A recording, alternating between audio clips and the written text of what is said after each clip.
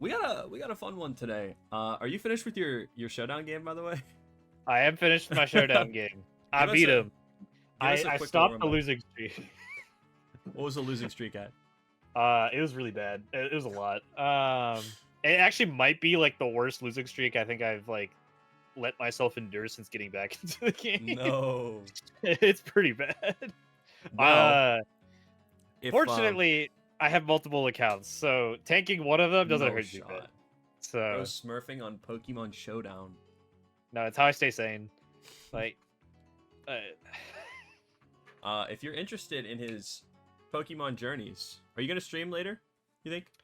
probably not. I don't think like I got like too much tilt loaded up, you know. I think like the plan was to. I'm glad I didn't sign up for that tournament yet. It's like I was like thinking about still doing it, but I think some days are just not Pokemon days, and I don't think today's a Pokemon day. Understandable. Not Well, good. we are I talking. want a W though.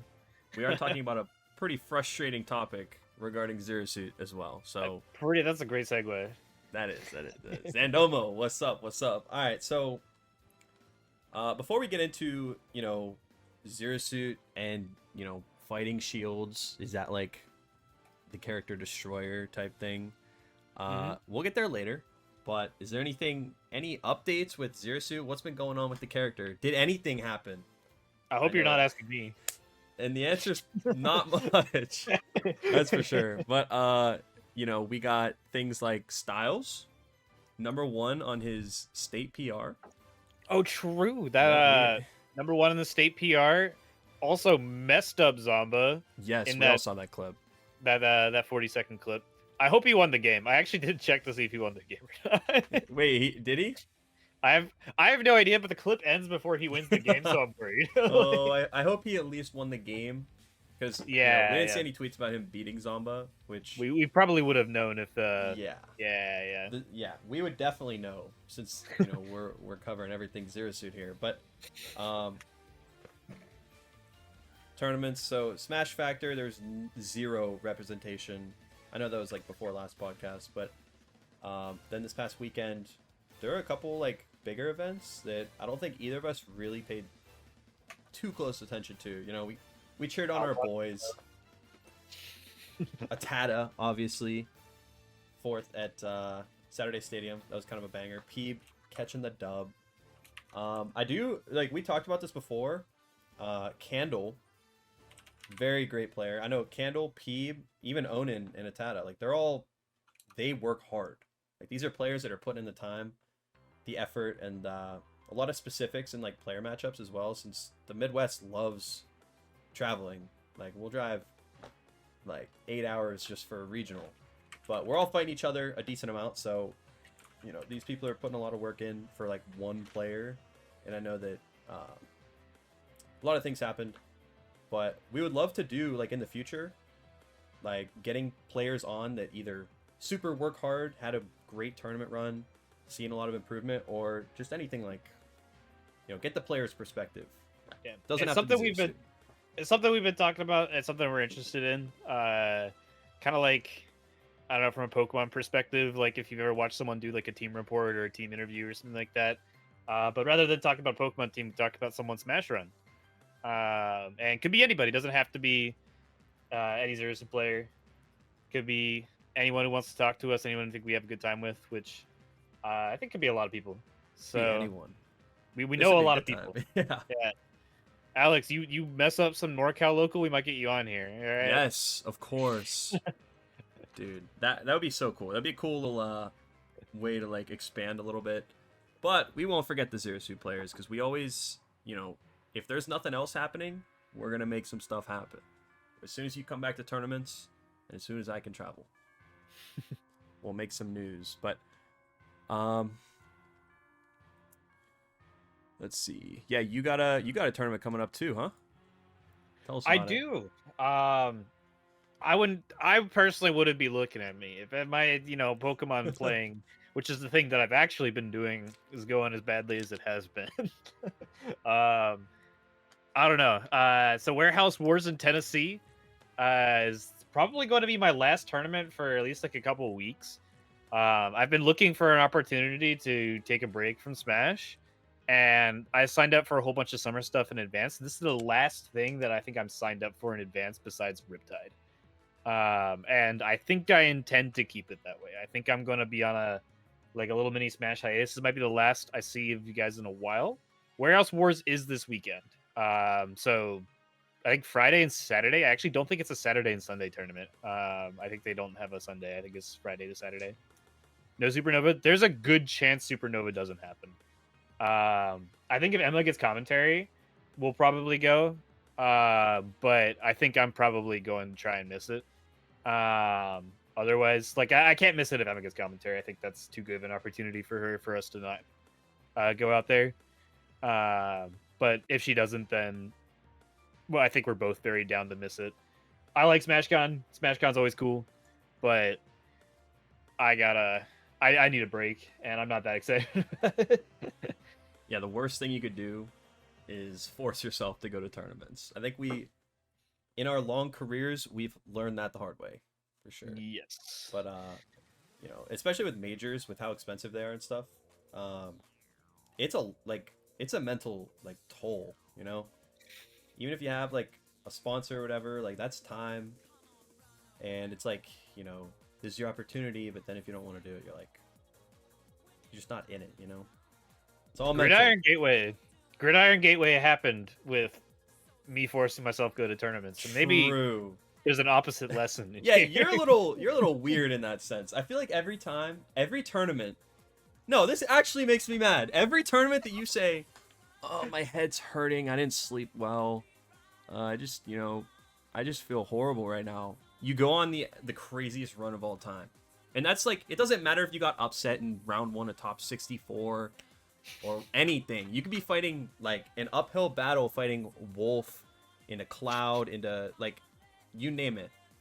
I'm trying to think of my recent tournaments and how this actually stacks up. Gridiron Gateway confuses me because I had no business doing well. I genuinely did not play the game in, between that and Cost at all. And between Cost and whatever tournament I went to before that, I also didn't play the game. So Gridiron shouldn't have gone well, but I think I got lucky. I think I got the best possible bracket. Mm-hmm. I think every right upset happened for me to get a bunch of people I was favored against, and then the only person I wasn't favored against was Anthony, and I had 2 sets against him. So, Wait, so what was the bracket like? Who'd you have to play? I know it was pools or whatever. And first round out of pools, I was supposed to have Sam, which I think Sam would have been really scary. Mm-hmm. Normally, I think I'm 6-1 on Sam or something like that, but Sam's very clean, and generally whenever I'm playing against Sam, I'm just really on top of it, and I don't think I would have been clean enough probably to easily get past that. I think I could have, but I think it would have been very difficult. Sam's just extremely clean, and that's a matchup I have to be very precise in, and I don't think that describes me at all that day. Especially earlier in the bracket too, and then that day, you came up to me every time there was free time. You were like, "Hey, you trying to play? I'm trying to make up for the last however many weeks of not playing." And we just played for so long. I was like, I need to get back into this, dude. This is my only chance. Then Sam got upset by a Mario player, and that was really good for me because Mario is something I was a lot more comfortable with. Wait, was it Saiyan? Was that who it was? Yeah, I think it was. Okay. He's been doing well. Then, yeah. And then I forget who I had. Amaryllis in quarters, which was a little scary because the only time I played Kevin, I got destroyed. Mm-hmm. But that was a long time ago, and also when I wasn't playing an unwinnable matchup. Hey. It's not that bad, but it's bad. And so that went fine. That was a pretty good draw. I think I'm honestly really good against Bayo at this point. Mm-hmm.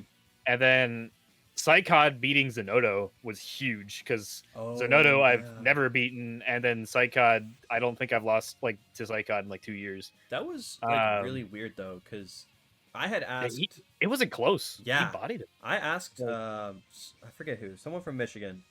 I asked him how does Zenodo Anthony usually go? Anthony isn't cool, and they were like Zenodo clears most, if not every single time, and then Psychod just does what he does. Advanced States. can never count Psychon out versus anyone. I think Mhm. like some people really, really struggle with like when you're playing a top player, like they struggle, like they get like really psyched out, you know? I don't think Psychon's like ever been psyched out. Mm. I think he's like really like versus anybody. I think if he's like really good about staying confident and just doing what he does best. Mhm. He does like not like crumble at all. And yeah, his advantage is just super clean. He just got a hit and would get tons of damage. It's like, yeah, that was it's hard to argue with a 3-0. It was surprising, but like Yeah. he showed up. And I was actually scared to play him too, but like I think objectively and everyone at winners at that point, that's like statistically by far and away my best draw. Oh yeah. And then Jeff beating Anthony was also like, hey, it's Anthony who I'm like 22-3 against or something, and Mhm. or 3-22 against or whatever, and then it's Jeff who I haven't lost to since Frosty Fostings. Like You did scare us a little bit. It was scary. No, dude, I was. If I lost that game 5, I don't. I'm if I putting that lost clip the in the VOD, by the way. I'm gonna edit that over this, and if you're I all gonna lost- see. Sometimes I just be making it interesting for no reason. You gave him a chance. You definitely gave yeah. him a winnable opportunity.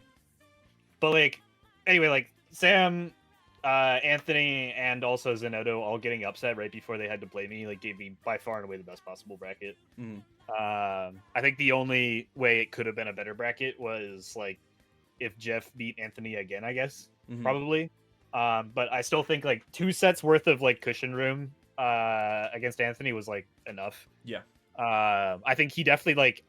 I don't think that Grands was a really good gameplay from either of us. Mhm. Also, I think like he was like momentuming me hard the first set, and I like started like stopping his momentum like the second set. And the moment I stopped his momentum, I think it was less of like I turned up to meet like how good he was playing, and more like the moment I like slowed him down, he just started playing really bad.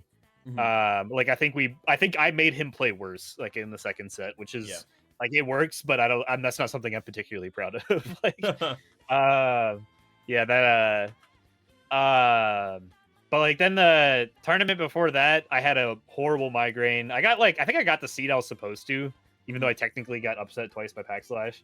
Packslash just had a really good tournament. I also have lost to like every Pac-Man I played this year. Who I don't know. did you fought?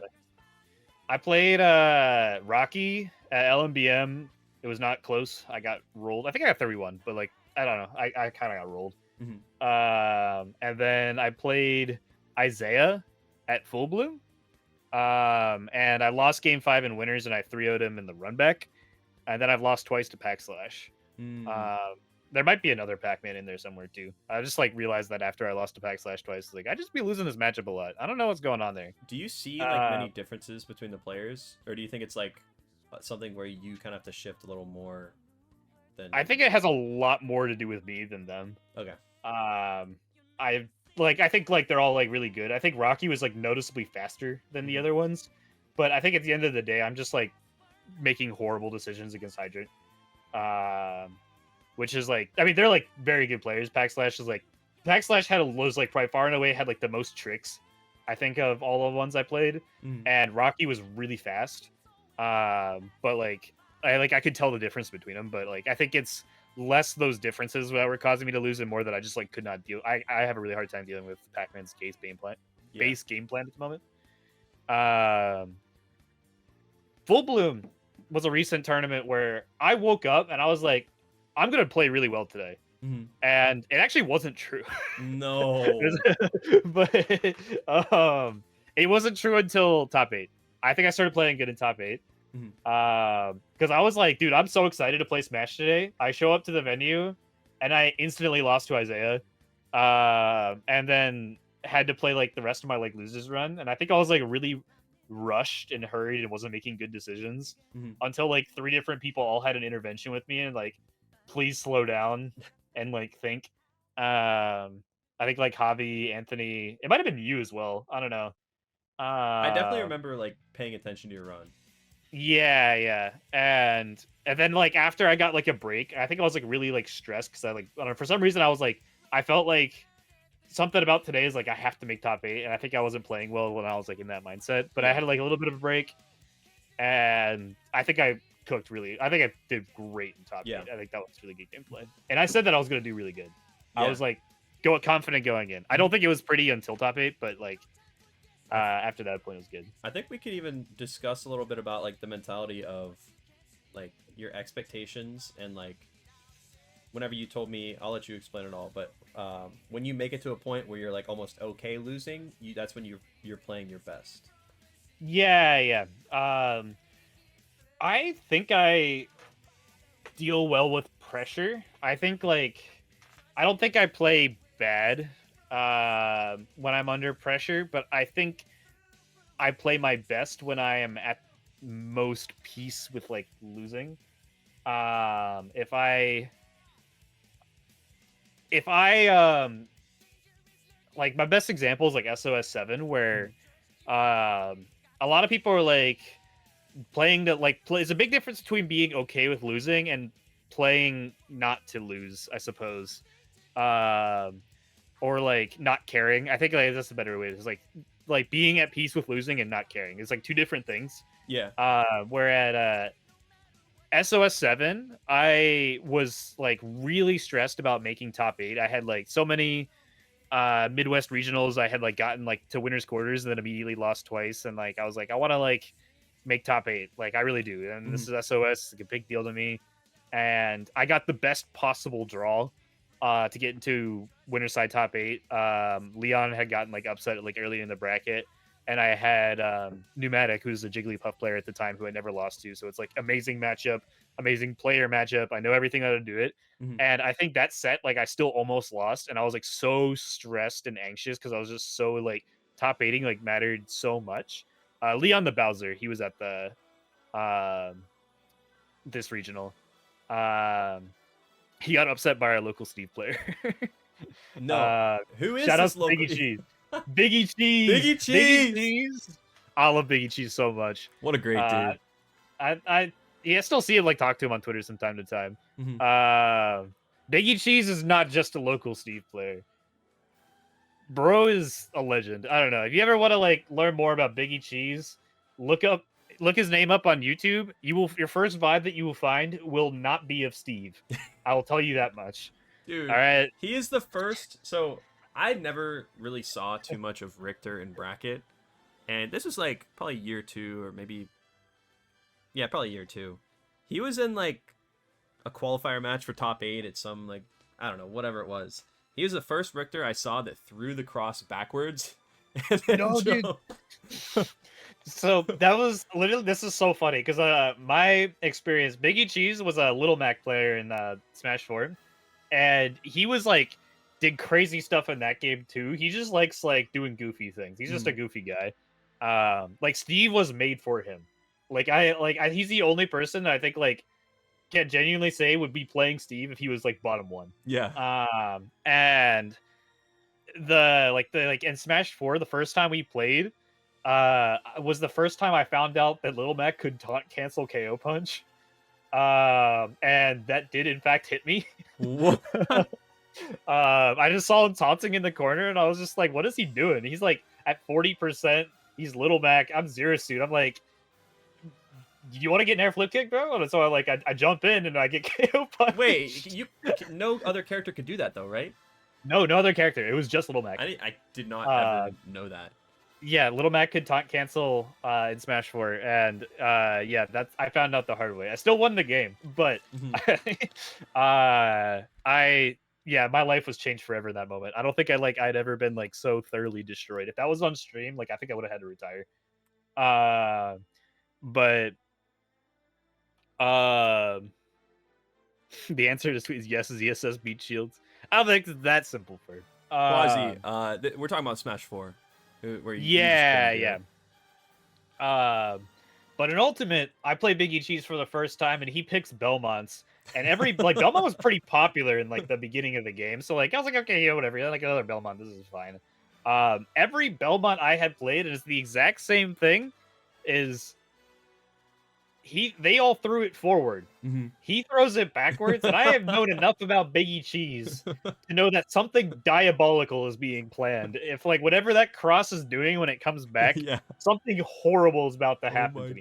gosh. Something horrible did happen to me. In fact, No. I don't think it happened off the jump, but I don't think I had never like known like all of the confirms that he can be doing off of cross. Like I think I died off like cross into like him already having the axe where like the back hit of the cross would have sent me. Yeah. And so I just get like ping ponged off the top by 2 projectiles he threw like 30 years in advance. And I'm just like, what is happening to me, dude? I don't yeah. Biggie Cheese is a legend. And also, you will not find him if you search his name up on YouTube. You will not see Belmont as his first character. No. You will not see Belmont or Steve. He was goated with both of those. But that's just not what you're gonna see. I remember, I think it was the next tournament that I saw him at, like after that Richter one. He played Ganon against Geist. Oh my god. So do you know he's beaten Colin with his Ganon? Are you serious? He hasn't just beaten Colin with his Ganon. Biggie Cheese has this like bit where he like swears that Ganondorf down throw up tilt is a true combo. On Colin it was. No shot. Oh my gosh. Hold on. Bro is... Let's catch up on Twitch chat real quick. So Ferb Yeah. says, nah, her grab is too big. No risk. We'll get back to you on that. Yeah, we'll be back. His Ganon's better than half the state. His Ganon's better than me. I can't even lie. Thanks. I don't like... Biggie Cheese has like some mythical feats. I'm such a fan. I think he plays Incineroar now.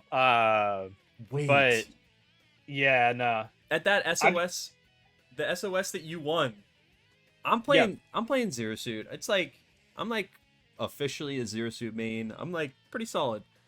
And I think I like lost to like Dark Wizzy or something. And then I made a little run, and I'm playing Biggie Cheese for 17th. And before this, I had like actually prepared for the Steve matchup. Yeah, I remember this actually. You were talking with me a lot about it. But I wasn't prepared for Biggie Cheese's Steve. Like Biggie Cheese is different. Like he's so confident in like all the goofy things that he does. Like there's like a difference between the goofy players and Biggie Cheese like being a goofy player. But it really validated me after I got 3-0'd. I'm pretty sure 3-0'd Darkshad as well. He did. I think he ended up getting 9th, and that's after he had already beaten Leon in pools. Yes. That was easily the biggest upset of the entire bracket. He probably won me that tournament. Like, thinking about it. Because, like, if I play Leon in quarters, every time I play Leon, I've gotten destroyed. Wait, so did you fight him?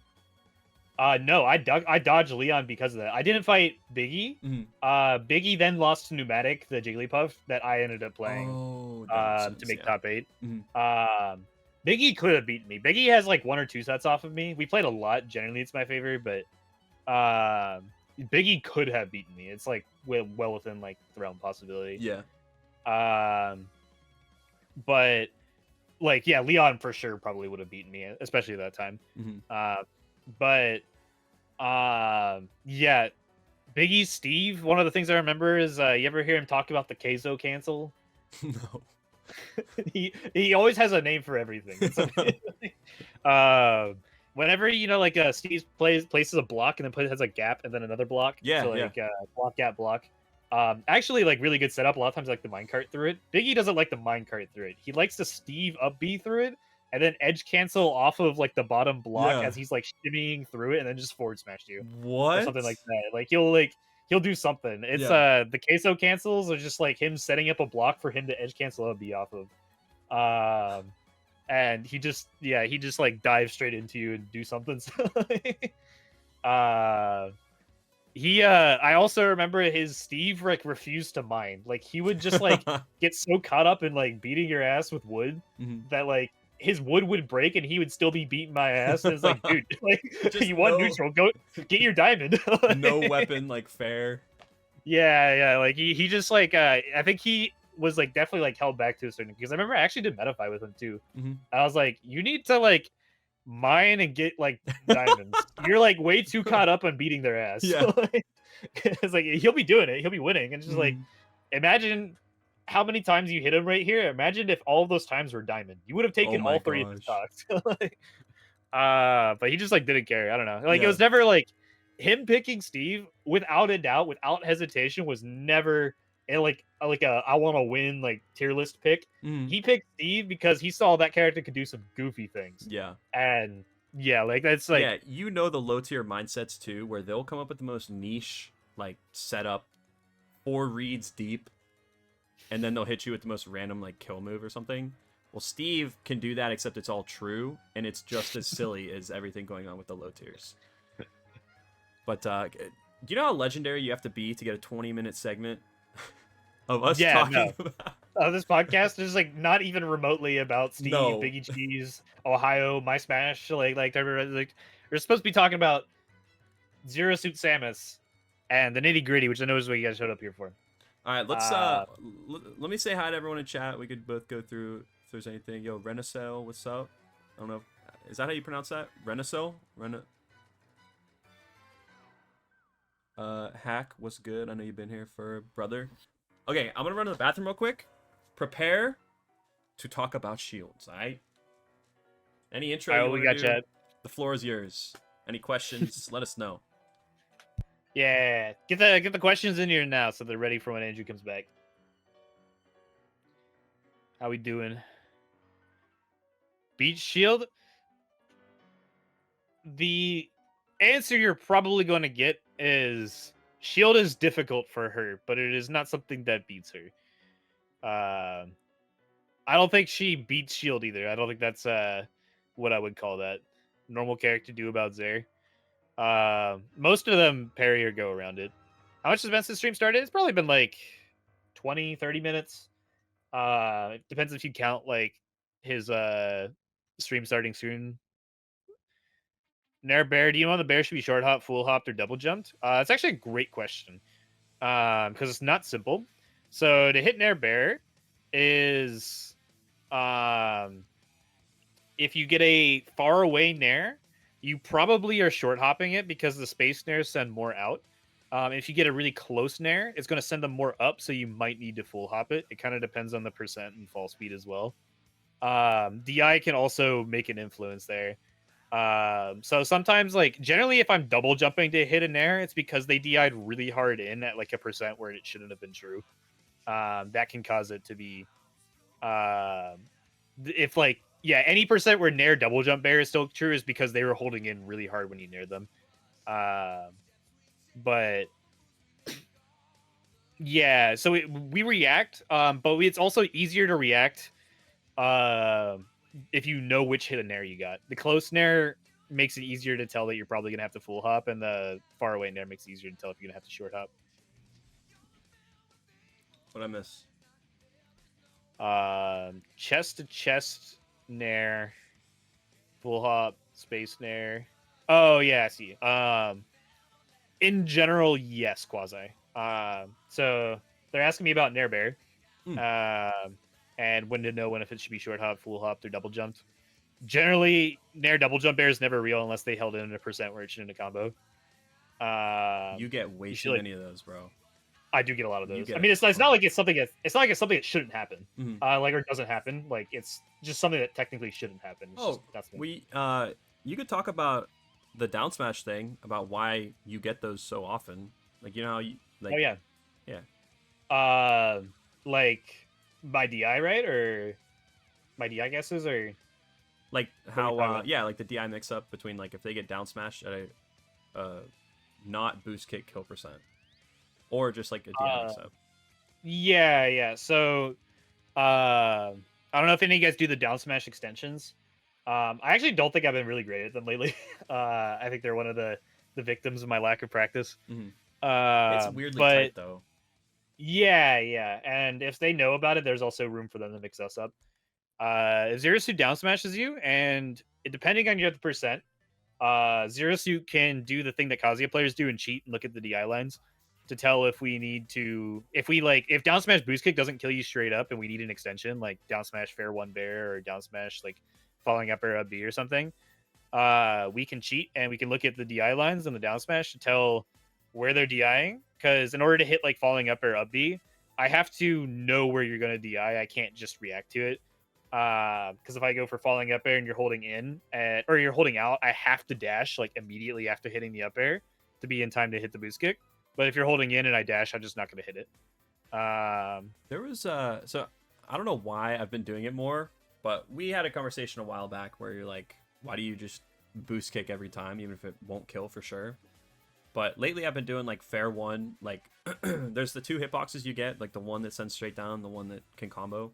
I'm going for the tech chase one, and usually they're like put in the corner, and like the odds are skewed in our favor. A, because it's hard to tech, and B, like in the corner they can only roll away, or like it covers like down smash covers roll away, tech in place, miss tech, or if you want to do paralyzer or something like that. It's like there are options. Definitely like a personal preference type thing, but I definitely think those extensions are like really valuable long term. Fair one nair better than falling up air and up B can be. If they're holding out, a lot of fast fallers fair one bear won't be able to be hit. And similarly, like down and out versus a lot of like fast fallers fair nair to bear also won't be real. At least at the percents where you need it to kill, where boost kick won't kill. Could be down like, smash fair one to another down smash. It could be, yeah. That's a way to tech chase that. Could be stage dependent too. Like if you're on, or like where you're at on the stage too. Like there's a lot of factors to go into it. It's like why it's weirdly hard to like be optimal in a spot like that. But definitely not stealing boost kick is a good enough like reason to at least try it. Falling up air into up B. Aerial up B is just so weak sometimes. But it does, like, I don't know. Can you do, like, platform extensions on PS2 where you're, like you do down smash, falling up air, or...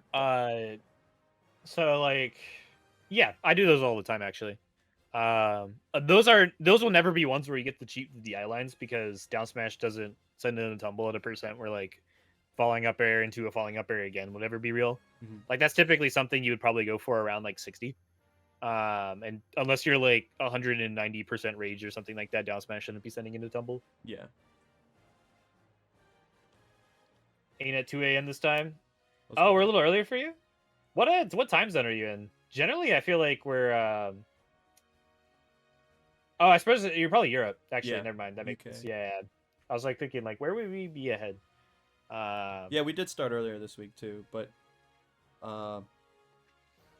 Yeah, I guess so. Moving on to shields. So let's run over why it's a problem. Why is it something that I think every Zero Suit, whether you're a top level Zero Suit or just picking the character up, I think like when we talk about Smash in a rock paper scissors sense, it's definitely skewed against Zero Suit.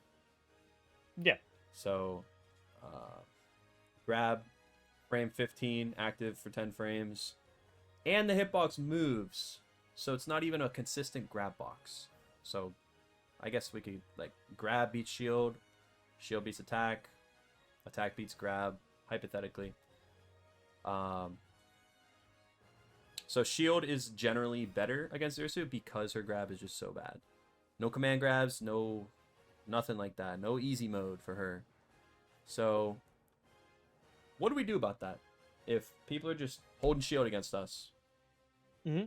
Yeah, so I think this was something that was easier for me to learn because I started on Zero Suit my entire life.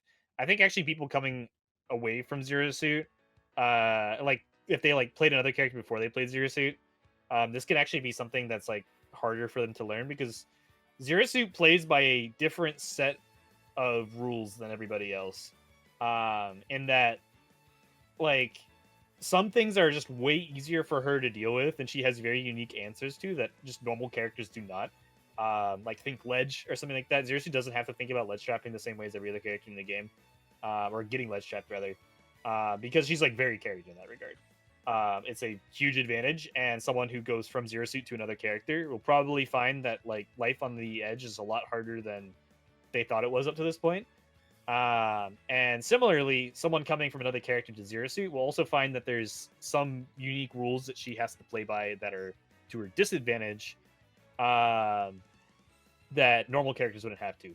Because when a normal character sees a character shielding, they're just like, oh, I grab it. Right? Like, that's just like what you do when someone's shielding in front of you. Zero suit, the rule number 1 of zero suit versus shield is that if someone is shielding in front of you, you cannot grab it. Your reaction to shield cannot be grabbing it. And it's the problem of human reaction time, and that reaction time a lot of times gets oversimplified into like the fastest possible human reaction time is like 15 frames or 16 frames or something like that. But that's actually like oversimplifying it by a lot. If everyone had perfect reaction time at all time, the Smash would look very different, and a very different set of characters would be really good than the ones that are. But humans are not always operating at their peak reaction time, because humans cannot always correctly anticipate everything. The fastest human reaction time is based on the assumption that the person who's reacting is correctly expecting whatever they're about to react to. If I'm expecting zero suit to grab and I see the grab start up, I will have a frame 16 reaction time, which is fast enough to get out of the way. And the problem with shielding is that everyone who is holding shield, to some degree, even subconsciously, is expecting to get grabbed, because it is the only way that you can get hit while holding shield, right? So you can anticipate getting grabbed. And so because everyone is expecting to get grabbed by zero suit, they are ready to react to grab whenever they are already holding shield. However, so like a lot of the zero suit gameplay is built around this assumption of you cannot react to shield with grab. You have to anticipate shield with grab. You can start looking for opportunities to grab somebody before they are about to shield. That's something I never had to do on another character. Like on Pokemon Trainer, it's not something I ever had to do. Like, I didn't have to read someone who's about to shield in the same way that I had to on Zero Suit. In that, like, this person likes to shield after all of their landing aerials. I could just react to the shield and then just grab them. On Pokemon Trainer, on Squirtle or something like that. On Zero Suit, I'm like, this person shields after all their landing aerials. I have to already be grabbing as their landing aerials hitting the ground. And then they'll flash shield because that's what they do habitually. But by the time they have any chance to react to the grab, they're already snagged.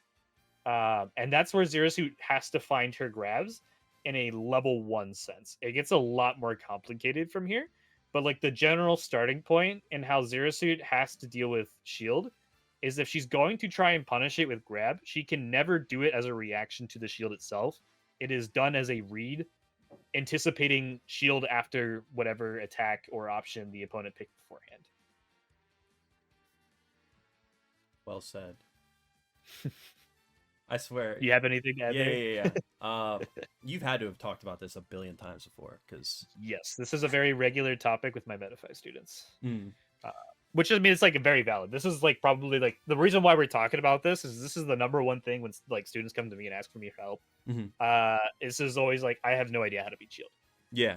And Quasi actually said, Quasi. My issue is my aggression conditions shield. And that's definitely where like the wall, I think that is where everybody gets frustrated. Like once the person either learns the Zero Suit matchup at that level of like shield is good against her, I just react to the grab. And again, in like if you shield, you're reacting to grab because that's the only thing you can get hit by, like you're mentioning. But once they have that level of like exposure to the character in the matchup, that like your options, if you don't have pre-planned counterplay for that interaction, like it's the things that you have to do to go around this like hurdle, it's not very traditional in a fundamental sense. Like you don't just have to do that with any other character, because again, you could just grab like just way easier that way. But so A lot of level 1 reads on grab come from punishing landings and whiffs. But then people really quickly adapt with spot dodge. Yeah, exactly. I think that's the worst feeling ever when you just slide through them and they just spot dodge it. But I had a train of thought. If we want to go over some solutions, so like you said, the rule, never grab a shield because it's reactable when you are expecting it. So if they're expecting you to grab because they're shielding, they're gonna react. And that's mainly from like top level players or like higher level players that you see that, or players good at the matchup. But so being aware of decision making. Hold on, I'm about to rewind a little bit because there is the so based on the aggression that you're applying and them shielding, so the way that you can get them to hold shield, first of all, in order to get grabs, there are unreactable things that you could do when you hit their shield with nair, for example. If you do nair jab, like they're not reacting to a frame 1 jab after nair.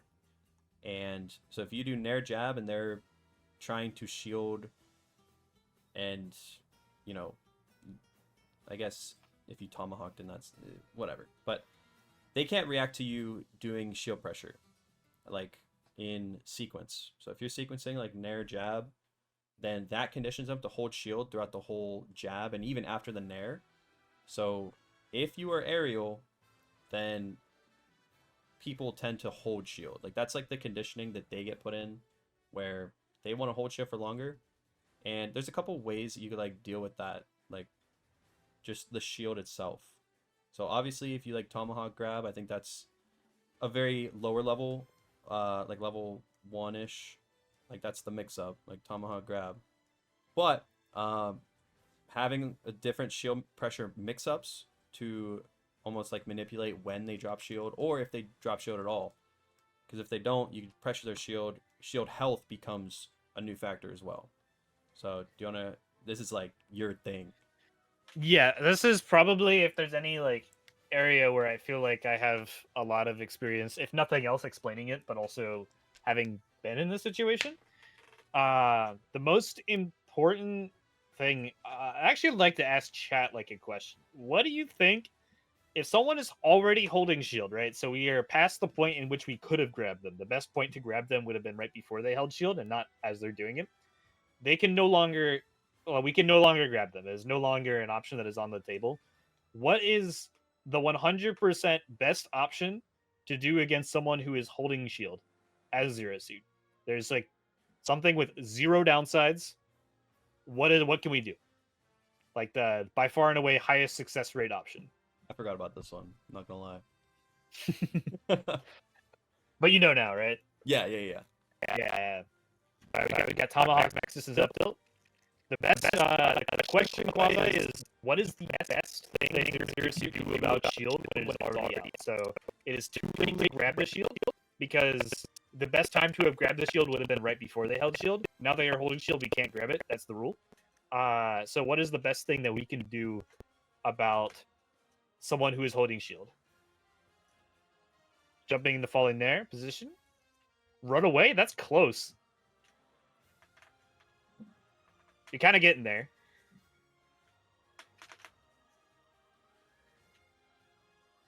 Run away. As I say, he's actually kind of getting there with run away. Mm-hmm. Some kind of disengagement. Flip kick. Straight into the shield. Tomahawk backdash.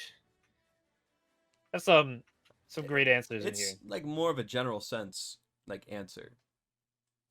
I'm gonna go with I think Ferb's answer is the best because Ferb hasn't said anything in like 5 minutes. The answer is absolutely nothing.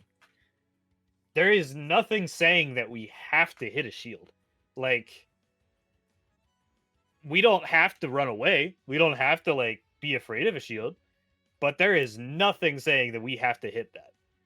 Shield is not a finite resource. There's only so long someone can sit there and hold shield, right? They're going to run out at some point. And also, shield, the biggest downside of shield is that it is limited. someone who is holding shield versus someone who is idle, there is only so many things that they can do out of shield, as opposed to an idle character that has their full kit to their advantage. And then, so what you can do is just position yourself to be out of the way of literally everything that they can do out of shield. And even more ideally, sometimes if someone's like, say they like holding shield in the corner, it's like ice climbers or some character that doesn't jump well, and like you just neutral got up, they're sitting at roll distance, they're holding shield. Like if it's like on Smashville or something, if you just full hop, flip jump, like to like the top, like the middle platform of Smashville, just go around it, and now you have set yourself up on a platform, and you now have advantageous positioning because they sat there and limited their options, hoping that you just run into them, right? Like Zero Suit is not a. Anyone in here has like watched Avatar the Last Airbender. There's a episode where Aang tries to learn earthbending, and Aang is an airbender, and Aang has a really hard time learning earthbending because a lot of the skills required to be an earthbender require facing your problems head on and just like plowing your way through obstacles, whereas airbending has taught him to avoid obstacles. You're so bald you get airbending's taught him to avoid obstacles, and so Zero Suit players need to think like airbenders. We are not earthbenders. Zero Suit does not solve her problems by bulldozing straight through things. We do not have the weight. We don't have like the power on our attacks. We're like FGC characters can brute force their way through people because they get that one hit, it gets the kill. Zero Suit is not like that. Zero Suit cannot afford to trade. She's not a trader. We can't afford to be constantly playing like 50-50 mix-ups because even if we win 50% of them, we're probably going to lose because we don't hit as hard and we also can't take hits as well. So avoiding the mix-up situations is generally the best thing we can do, and constantly repositioning so that we can just take advantageous positions that the opponent is giving up because they're sitting there and holding shield. If there is nowhere we can go that's better, right? Like if they are like, let's say we're already in center stage, we're already on a platform or whatever the most advantageous like position is against them, we still don't have to do anything. We could just still just look at it. You're like, I just don't want to hit this, and there's nothing saying you have to. Like, right?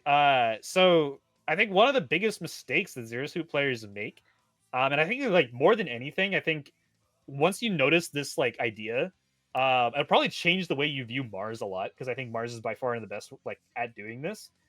Like Mars will just ignore people who are holding shields. Like, I'm just not doing anything about this, right? Like I have zero incentive to actually hit this. And sometimes like I do this a lot as well. I try to prioritize getting the positioning. I get bored, so I'll just zare it. Like, I'll just be like, whatever. I'll just throw a zare out. It's like a spaced one, like a safe one, right? If they parry it, I probably don't lose much for it. Sometimes even that punishes me though, right? Like sometimes like the parry and like the advantageous like burst that they can get out of like me even doing a safe zare on someone's shield isn't to my advantage, and I shouldn't even be hitting that.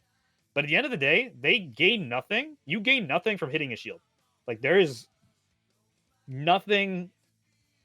Like there is no reason we ever have to interact with that, and we can just take advantage of the fact that we are not limited in our mobility the same way that they have just done by putting themselves in a shield. They can only jump, roll left, roll right, and that's about it. Like that's the only movement you have out of shield.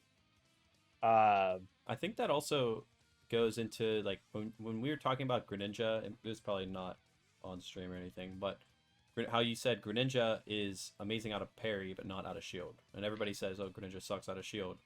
Yes. Like if GRENINJA's shielding in front of you, you're probably least threatened. Well, you are least threatened by not even interacting with it, although yes, but there is some incentive to pressure shield with ways to condition and stuff, but yeah. Side B is a good mix-up, though. It does. So, like, we have mix-ups to hit shield. And I think doing those mix-ups occasionally is good. But that is, like, we never have to do that, right? Like, I don't want, like, any of us thinking that, like, okay, well, last time I naired their shield and I jabbed, so this time they're going to hold shield, so I have to nair their shield and I'm going to grab them, like, after that. Like, that's a lot of mix-up and a lot of risk for 12%. Like, that you just don't have to be playing. You can play it if you're really sure. Do it, right? Like I know he's dropping shield here. Bro's been flashing like every single time. I'm just gonna nair you and jab it, right? There's no reason not to if you know you're right. But like, especially versus good players, there's only so many times you're gonna be able to nair jab somebody before something horrible happens to you. Right? And that something horrible is just not worth it. Similarly, side B is a really good mix-up. I like to fish for it when it'll like get kills, right? I'll like zare people and get them in the rhythm of like parrying, but I'll do like safe zares so that they like keep fishing for the parry on it. And then at some point, I'm just gonna empty land them to side B, and I'll get my kill, right? Like so, there's like, a lot of long-term conditioning we can do on shield, but there's no reason to be burning those mix-ups at any point where they are not the most rewarding. Like I shouldn't like. Why would I do that mix-up when they're at 50? Like I don't care, right? It's not necessarily disengaging is the best thing to do. It can be. It's just like taking the opportunity to get whatever the most advantageous positioning possible is. And that's like different depending on what character you're fighting, right? Some characters you want to be really close to, some characters you want to be really far away from, some characters you want to be on a platform, some characters you want to be on the ground. Some characters you want to be X amount of distance, other characters you want to be like this much amount of distance or something like that, right? Just whatever, like take your advantageous positioning. On the topic of like the GRENINJA thing is like actually kind of like a whole separate thing. Something that I used to think, and I think I was really bad against GRENINJA for a while because of this, is I love any excuse to your approach styles too 1D to understand this. It can be. You can learn, because I was like this. I am very aggressive. I'm probably one of the most aggressive zero suits out there. And I always wanted to brute force my way through shields. And I actually got really good at it. Despite like not like me, despite what I'm preaching now, I think I'm really good at brute forcing my way through shields. I don't think it's a good thing for you to be doing as your game plan. And one of the things I was like, I loved characters with bad out of shields because that's like an excuse. Like whenever I saw GRENINJA on like the opponent's like character select screen or Donkey Kong or something like that, I'd be like, these characters are bad out of shields. I can mash on them. I can do like right. I can go in. I can cross them up. I can do a whole bunch of things. And then Dr. Copter parried like every single aerial I did and down tilt up smashed me at 80 for 5 games in a row. Right, like I lost like and I like lost to like GRENINJA players. I still lose to Chunky Kong sometimes, right? Because I like just can't resist hitting the shield. Because he has a badass shield. But characters that have badass shields don't necessarily have bad out of parries. And I think like this like bad out of shield is like a very big GRENINJA myth. Big GRENINJA is trying to get you down tilt up smash to progress in bracket. Don't listen to big GRENINJA. And like GRENINJA's parry is like insane, right? Another character I can think of that has an insane parry but very mid out of shield is Snake. Snake's like out of shield is very whatever. I mean, he has like his down air, which is pretty insane. But like he has like down air and he has grab, but like down air is like relatively small, so if you're spaced, it should be fine. And then you space an aerial on a shield, and then you get parry down tilted from across the stage. And you're like, wait, what? DK doesn't even have a badass shield anymore. That's true. Like that aerial up B like spinning Kong or like a VOD where like I apply this principle. Probably a lot of me versus Darkshad, if I'm being real. There's a lot of me versus Darkshad VODs out there on the Dragon Squad Esports YouTube channel. Probably like 5 billion. Yeah. I think particularly when I fight his Ken, I'm a lot better at this. But if you want another aggressive way to think about this, if you really want to hit somebody and they're just sitting there holding shield, right? Ignore the shield. Don't be aiming at the shield. Be thinking about where they can move in front of you, right? Like, as like one of the things I've gotten a lot better at lately, and it's helped me a lot versus like Ken and stuff like that. Rather than trying to hit Ken, I try to put hitboxes in front of him.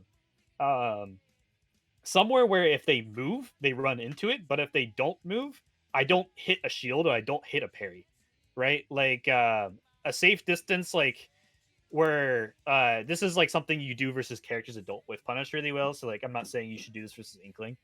But like versus like Ken or characters that don't move forward well, don't be placing the hitboxes on top of them. That's what they want. They can fight you if you put hitboxes on top of them. Place the hitboxes in front of them, and so that all the places they want to move, they can't move into and shield.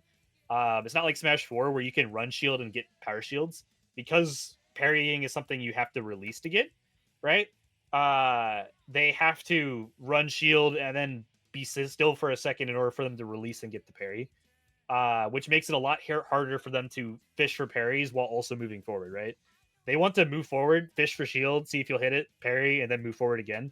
But just don't hit the shield, hit in front of them, right? Yeah, the option that they anticipate they'll take. And it's also a lot harder for them to punish, too, because you're going to be way further back, right? Like, me placing a forward tilt 1 dash distance in front of Ken's face means that he has to do 2 dashes to hit me, as opposed to me forward tilting Ken's shield. That's 1 dash to hit me. Maybe not even, right? Like, depending on what hitbox he has.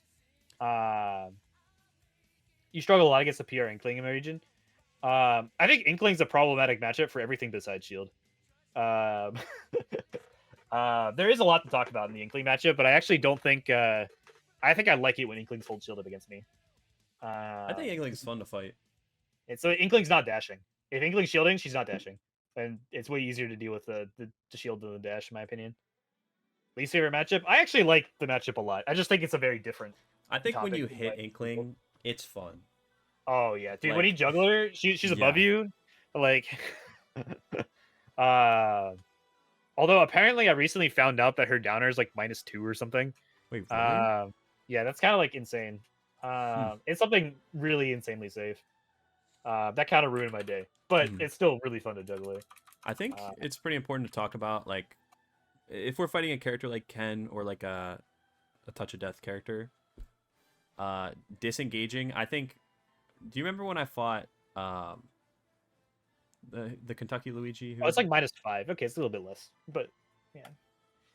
Kentucky Luigi Butter. Yeah. When I fought Butter and like we were talking, and you're like, "Do what you do best, run away," and it was a lot of like putting those aerials in that space where like if they dash in, that's the only way that they can close space fast enough.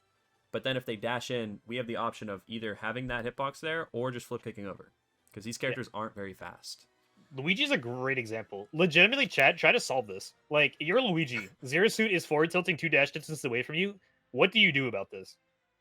Like, and she's not just spamming forward tilt. She's doing forward tilt as a reaction to you moving forward. So the moment she sees you do a dash forward, and she like does a forward tilt, so you have to give her the dash forward in order for her to do the forward tilt. It's not something she's just going to do. See, what would happen to me? What would happen to me is they're at 0%. They get F tilted, and then they grab me because it's minus on hit.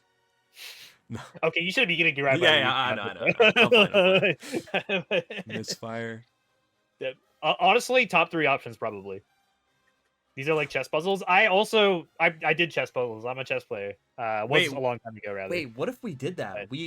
You know how people make those graphics of like, they're like really stupid, like cartoony graphics. The things that Ferb loves to make, where it's like, what do you do in this situation? Yeah. What if we made like a quiz every time?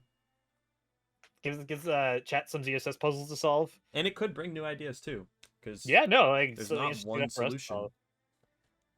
One of the most important things to learn, especially for Zero Suit, is there's like you have to have multiple solutions.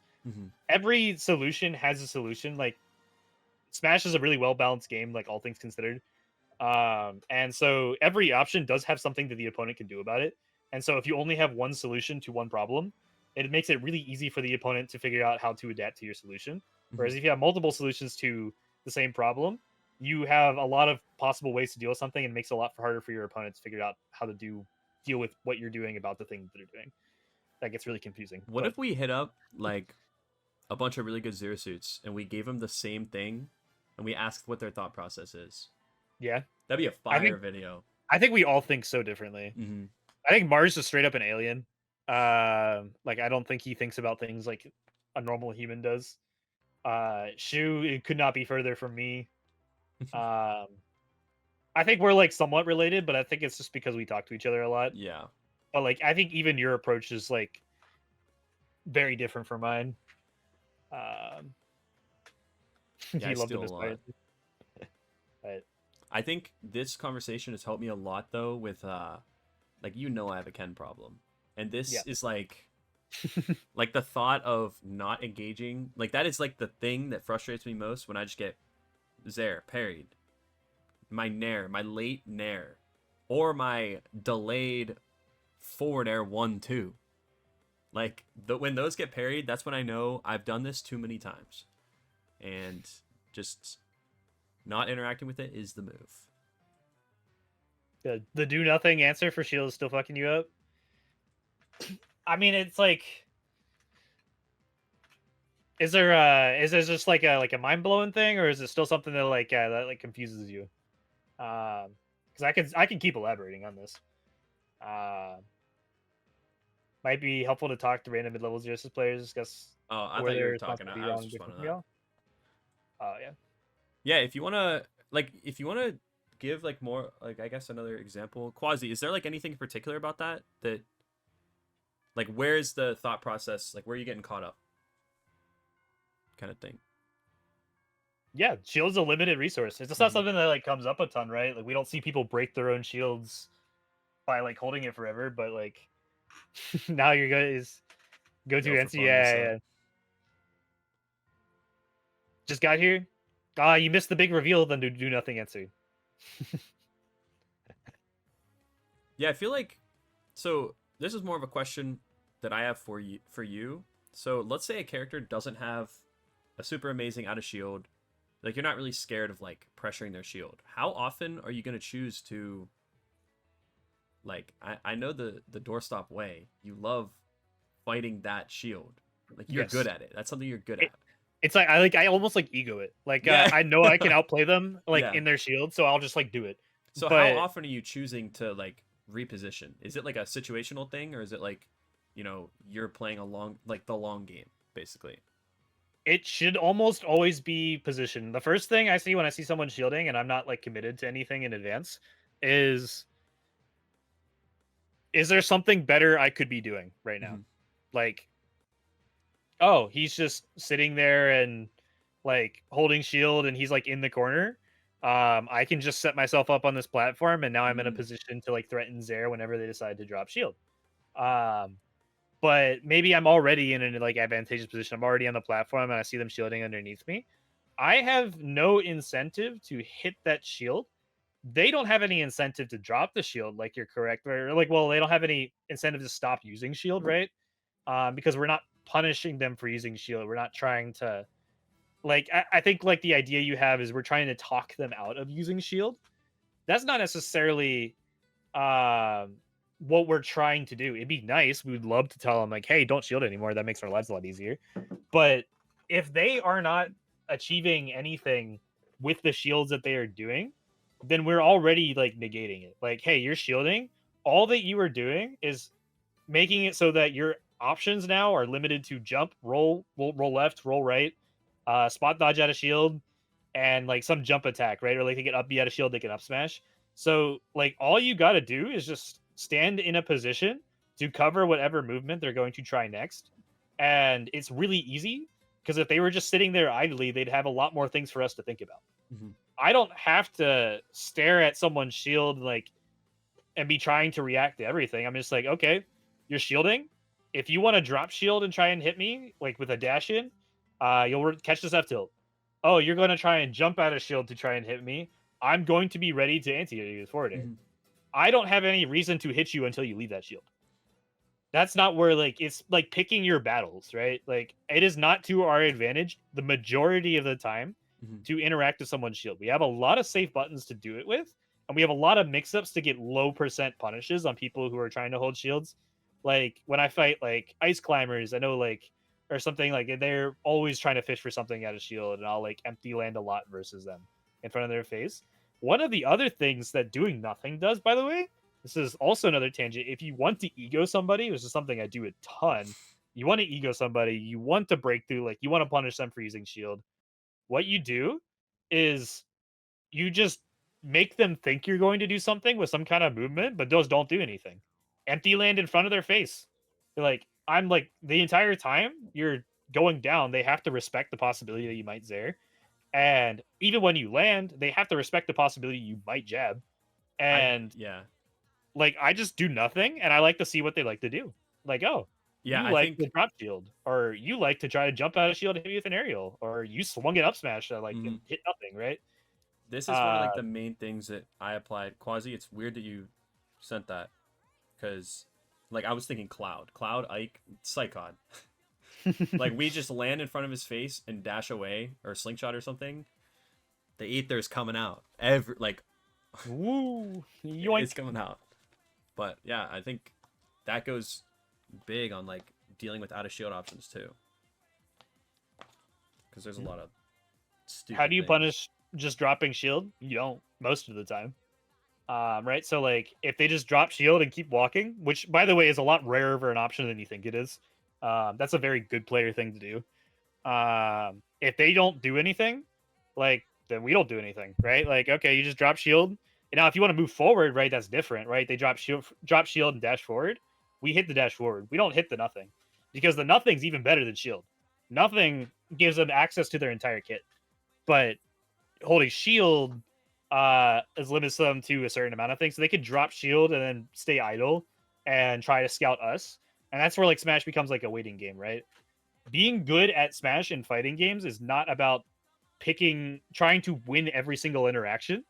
It's about trying to find the most winnable interactions and repeating them over and over again and not playing the bad ones, right? Like pick your battlefields.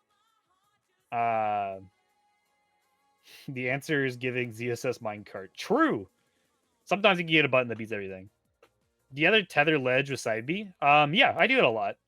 Typically I tether ledge with side B whenever I'm hit off stage and I need to turn around.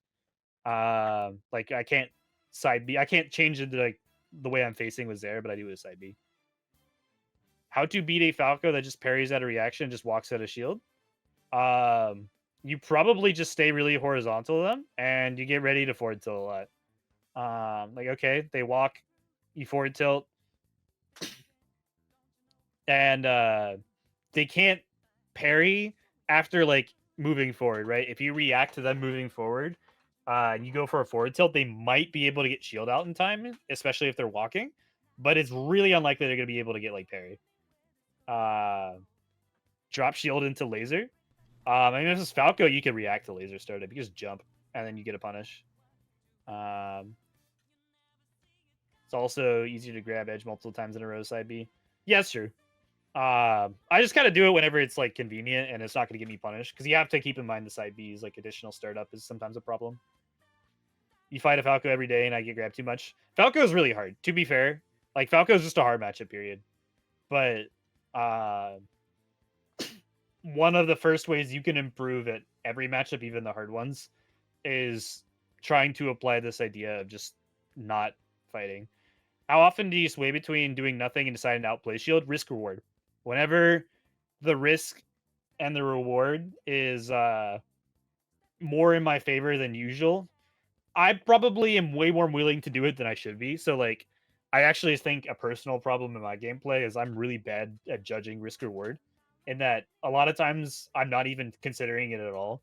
I'm just like, if I think this will work, I'll do it.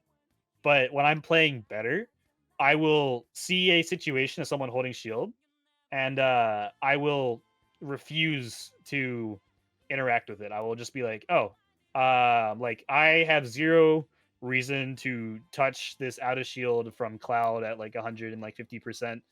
Like I'm at 150%. Right? Like there's just no reason for me to risk getting up beat, up smash, something like that, for whatever hit I could possibly get here. But other times I'll be like, I'm pretty sure that they're flashing shield. They've been flashing shield a whole bunch. I don't think they're gonna hold on the second hit of fair if I go for it.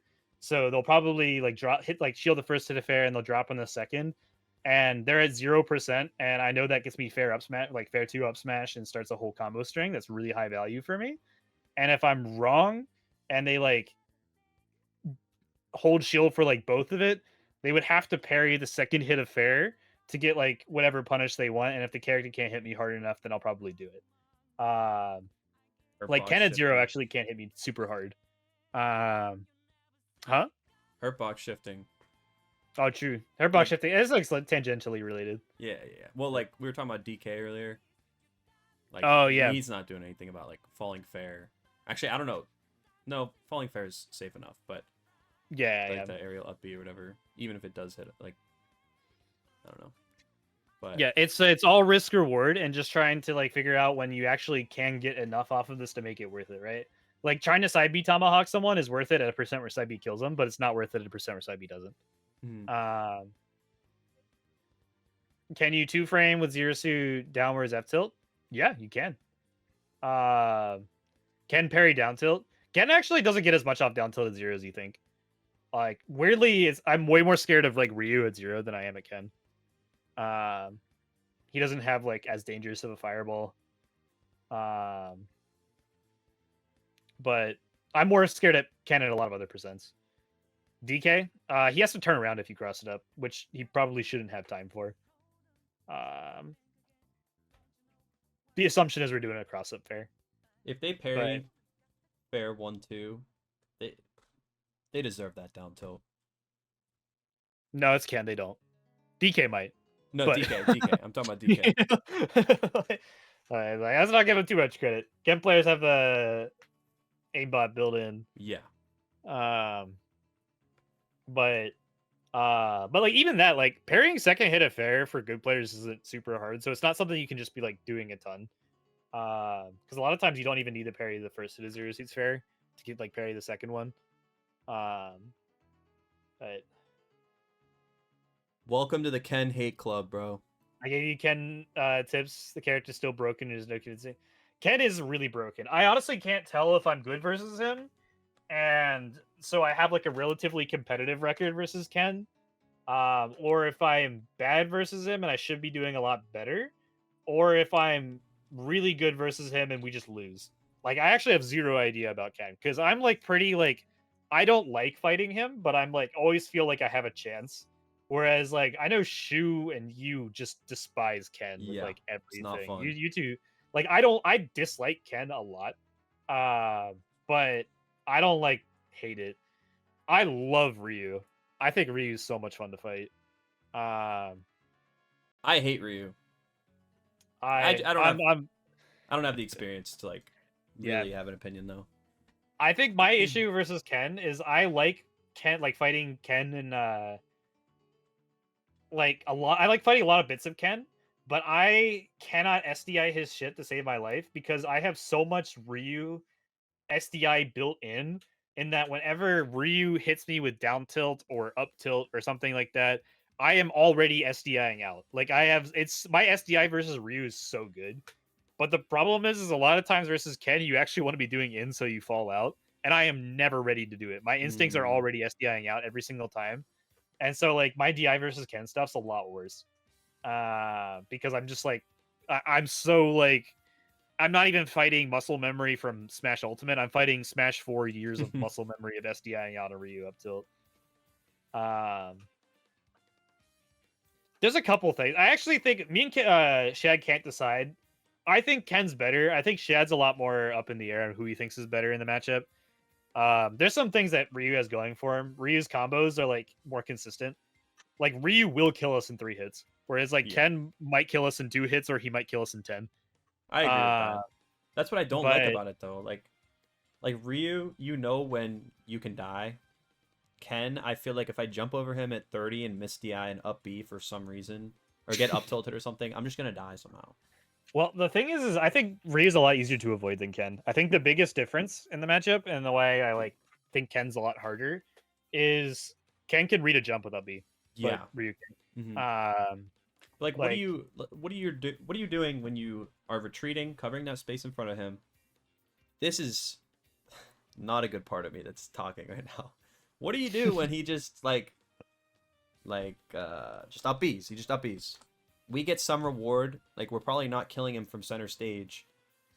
It's like obviously a lot of damage on him, but what's stopping him from just up being you for trying to go over him? Like, and then if you stay in the corner and you shield, don't shield because you lose. But if you stay in the corner, like you're being corner pressured, it's just like annoying. It's not bad because we have really good options because we can just flip kick out and stuff. But like on the off chance that we misread the situation, he does a little dash back. You could just die.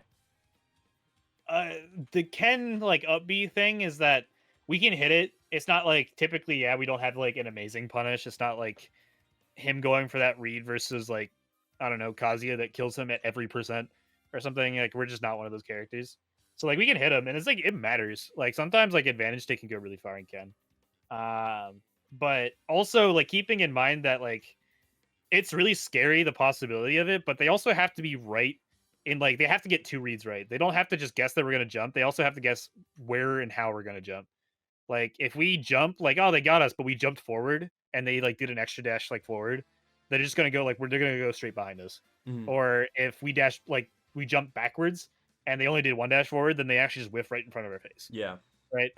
Like they have to hit two reads to do it, and that makes it like a lot harder for them. And also we have the ability to like jump nair dodge sometimes or something like that and like get out of there. Yeah. Like we still have like other things. It's just a jump scare option. Like it's an important jump scare option. Like it's something that we just don't have to deal with versus Ryu, and it makes Mhm. for me playing Ryu really easy because I just constantly exist in that same space.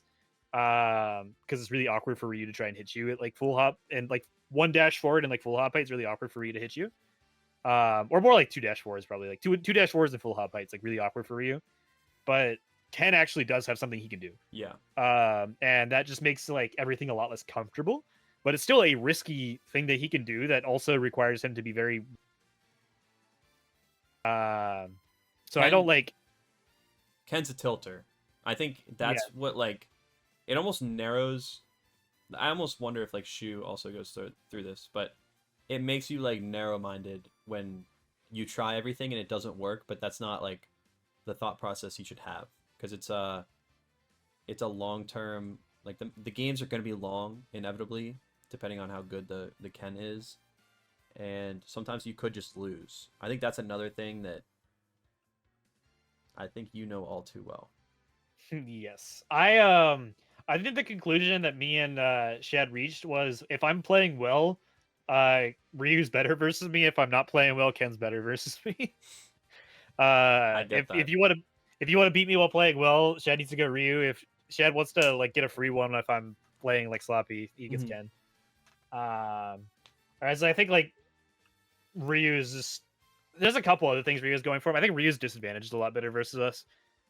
Ryu being able to hold nair is actually way harder for our up air to beat than Ken.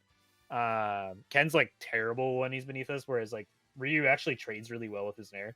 And it's like seems like a really small thing, but it actually like completely changes how much he gets blown up at a disadvantage as opposed to the other way around.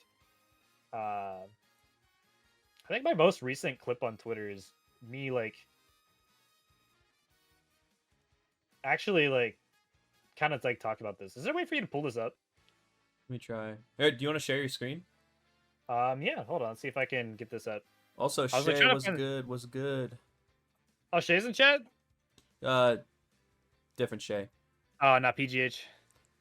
Good to have you here regardless. All right, quick breakdown clip of me versus Ken and how I decide to reposition versus shield. You guys see it? It's pulled up? Yeah, we're good. All right. Right? He runs in shields. Notice what I do. Go back. Like he was shielding here. I decided not to interact with it. I wanted to go to the platform and sit up here. I'm going to interact with him this way. Right? I probably get a little too close to him. I should probably have... I think I drifted forward a little bit on my like drop down, but I didn't, right? So I drop shield. Like, but I'm not like interacting with it. I'm not swinging any aerials at his shielding right here. I took a position. I'm making him play a mix-up that commits to literally nothing. Like, I'm committing to literally nothing with this forward tilt. Like, boom. And then I see him like spot dodge out of shield. He was trying to spot dodge an aerial. A lot of FGC players try to do that. He spot dodges. I just react to it with another forward tilt. I hit him again. I go off stage to hit him. I'm greedy. I read him dashing forward. I kind of get lucky here. I tried to do it at a distance where even if he didn't dash forward, I still grabbed him. Look at this. This read's really cool, right? So rather than swinging immediately, this is less to do with shield. So he whiffs an attack right here, right? So I jump, but rather than like immediately going for any aerial, if he shielded here, I still would have done nothing. He spot dodges because he's expecting to get whiff punished for that back air. And I just short hop in front of his face and I wait. I do nothing. Like he's and I wait for him to give me something that I can punish. He does. He gives me a spot dodge. That gives me a falling up air. That gives me all this. And then I actually play a shield mix up here, right? Why did I play a shield mix up here?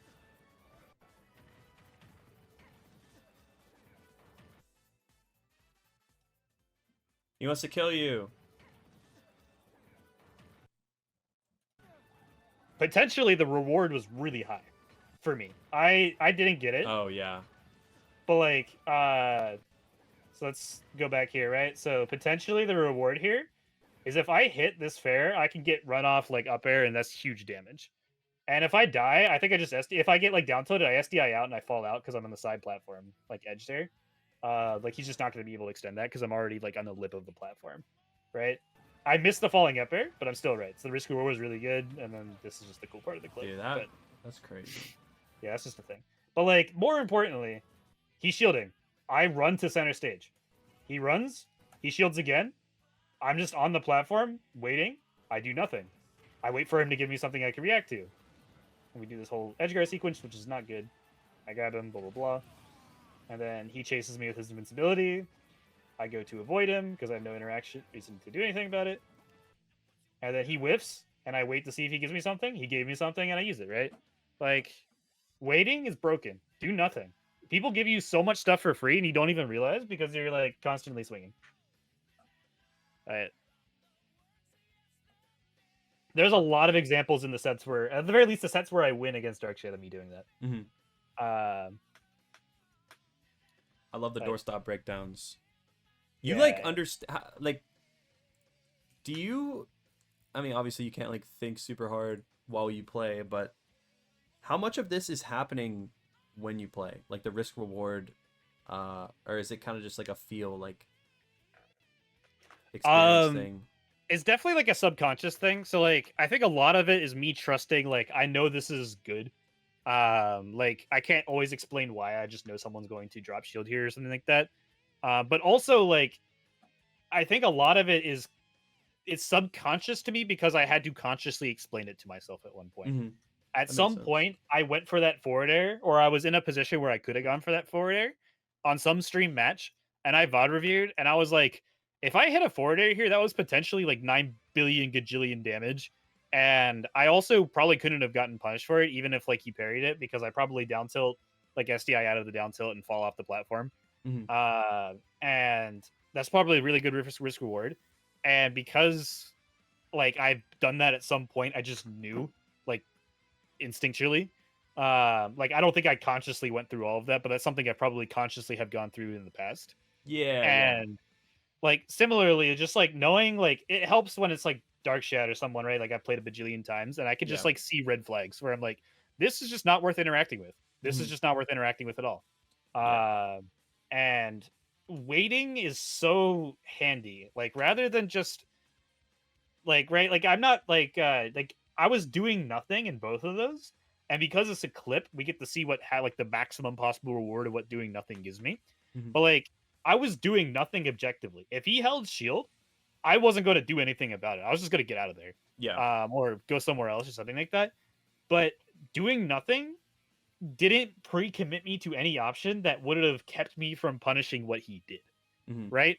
Like if I had swung, even if I didn't get punished for it, if I whiffed into that spot dodge, something horrible probably would have happened to me. Yeah. But like if even if like let's say I whiff into the spot dodge and nothing happens to me, I missed the opportunity to hit the spot dodge because I clicked something, right? Whereas if I jump and I do nothing, because there's no incentive for me to interact with this, and they give me something that I can reaction punish for free, because it's easier to react to options out of shield because there's only so many things they can do. It doesn't surprise me that they spot dodged out of shield because that's like one of 4 things that he can do out of shield, right? It's either that, jump aerial, jump, roll left, roll right. And like it's easier to react to less things. And so by doing nothing, I gave him the opportunity to give me something for free, and he gave me something for free and I took it. And I lost absolutely nothing by doing nothing, right? That cost me 0 to get $1 bajillion potentially. Top players do this all the time. Yeah. I still think you're psycho for taking him to Smashville. Actually, I think it's really good. I don't think it's like an amazing stage of the matchup. So it's like bad because it's small, right? So he took me there. But a really important detail is Ken can't reach the platform without double jumping. That's interesting.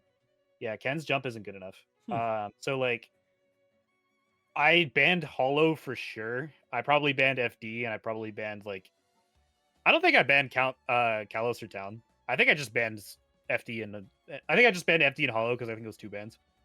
But I would rather not play FD where I have no platform at all versus Ken. And if I had to pick, I would pick a smaller stage before I gave Ken a platform that he can full up onto. He probably also would have taken me to small. Sometimes like Shad takes me to small even if I leave Smashville open, which I don't necessarily disagree with. Yeah. I wouldn't take Ken there, but it wouldn't be like my first 2 bans. I would rather get rid of FD and Hollow first every time. I think we could do when I inevitably beat the next Ken I fight. We'll make a Ken guide. Yeah. It can't be after a loss to Cytonics though. You have to be up. No, Ferb. No. I don't think Zero Suit Dumpsters can. I'm inclined to say she slight wins, but a lot of Zero Suits feel differently. A lot would say even, a lot would say losing. I think Mars is the furthest on the spectrum of saying that it's winning, actually. I think Mars thinks that Shotos are free. I think Ken is slight winning. Shu's probably the furthest on the spectrum that thinks that Ken's like unwinnable. It's a highly contentious topic. I definitely think it's in my case, a skill thing, or like I just need to be better at the matchup, because everything in theory points towards Zero Suit winning, and you know there's always going to be those Smash characters that are like they have the win factor, like you're playing in brackets, last hit, last stock, but you're at 30% and they're at 150, and you could just lose. So yep. Like that factor is annoying, and I think the ease of playing Ken, like that's you can't put that in like the matchup. Like you can't define a matchup by, oh, this character is easier than the other one. But it's definitely like a mental factor. I think like some matchups are just like someone has to play cleaner. Zero Suit has to play cleaner. Like Zero Suit gets way less mistakes than Ken does. But if Zero Suit's making less mistakes, I think it's harder for Ken to win. Yeah, that makes sense. But Shu and I, no, Smirk scares me a lot. If you want a Band-Aid fix to ISC or the Ken, you should probably be doing Game & Watch for. Game & Watch is probably a broken Band-Aid fix. True. And he dumpsters all the Shotos, so. But. Belmont or Sonic? Belmont or Sonic? I don't know about Belmont or Sonic. I mean, like Sonic wins everything. For sure. But I don't know. Sonic's probably a lot more effort than Game & Watch. So yeah, true. Game & Watch is actually like brain dead solution. Like you just get the Avatar Statum. You know, I did some research after you told me that Kuro plays Game & Watch. Yeah. He's not doing so hot. Either he's not region diff or bro should go back. I don't know. He's focused on school. True. Heavies versus Zero Suit. Honestly, I'm not even convinced that Zero Suit beats Heavies. I think that was like a Smash 4 thing, and it was like a myth that lasted for a while because it was really true in Smash 4. I don't know if it's true anymore. I'll be real. Those matchups are hard. Wait, this might be a little controversial when I say this. Playing Aegis, it's better for them. Heavies are better for them than Zero Suit by far. Well, a decent amount. But it's like a similar feeling where like Heavies are good in this game relative to like every other Smash game. They are good. Like it's like the top tiers advantage state them super hard, like the traditional top tiers, like you know, I'm thinking like Palu before, or like I guess Zero Suit 2. Like we advantage state them super hard, but they just like it's that factor. It's the heavy factor. I don't know if it's like. I mean, like heavies are different from each other too. Like Incineroar, K. Rool, Donkey Kong, but we definitely advantage state them super hard, and then they hit us 3 times. it's like, how do you value that in a matchup? Something I realized is I think heavies are a lot better because I think reversing people at disadvantage is a lot better. Mm-hmm. I think in Smash 4, if you like click the button in disadvantage, I think every top tier killed you at every percent. Yeah. Like, I think if you swung at a disadvantage in Smash 4, you had to be right. Something absolutely atrociously criminal would happen to you. Mm-hmm. And there's just nothing bad that happens to you if you click an aerial at a disadvantage in this game. Like, it's like nothing that wouldn't have happened. Like, oh, well, I'm still in the disadvantage string. Darn it. I guess I could try it again in a slightly different way and see if I get the reversal one now. Or like, right? Like, there's just a lot less like button risk in this game. So characters that like used to be super committal for pressing buttons are just way less. I think heavies are like the biggest examples of characters that are just it's just not the same commitment as it used to be for them to press anything. Slow startup, very safe on shield. Yeah. How to beat Ganon? Ganon is a great example of do nothing. Everything Ganon does to move is a commitment. And so don't try to hit them while they're not committing to anything. Wait for them to do something first and then hit them. I've been thinking I a lot actually about... have lost to. So I actually talked to Ethan when I was at AL, like however long ago that was. He was telling me about like how he was using movement a lot. And it was like really interesting because this goes in with the positioning and doing nothing. When you like, it's like baiting people with movement, like a dash in, dash out, or like, you know, using your drift, falling and stuff, like, you know, drifting in, drifting out, you know, running underneath them when they jump. Like you could use your movement so well to do nothing while also be in their burst range or put them in your burst range. Like you could like with punish with like zero suit dash attack isn't crazy good, but you know if that someone clip commits, of me wave landing on the platform against Ken, that's me using movement to put myself in an advantageous position. When I'm on a platform, I threaten Ken with Zair. Ken doesn't threaten me with shit. I'm like, I don't think. Like, sorry, I was about to reply to this. So like when you camp Ganon, don't think of it as like you're not just like staying in one spot waiting for him to do something, jumping on the other side of the stage. Like it almost doesn't feel like you're being camped whenever someone's just baiting you. Like if you're getting baited to like commit to something, you're not thinking, oh, they're just running away the whole time. You're thinking like, you know, I'm stuck. I'm an idiot. Yeah, exactly. So if you ever play Mars, you'll understand this. Like, frame data is our friend. Mars the time I played him, like no other person in the world made me feel like an idiot. Like I made me genuinely just not like feel like I'm bad at the game. Like made me feel like that I am an unintelligent, stupid individual who is a miracle that I made it past third grade. Like he made me feel like baby dumb.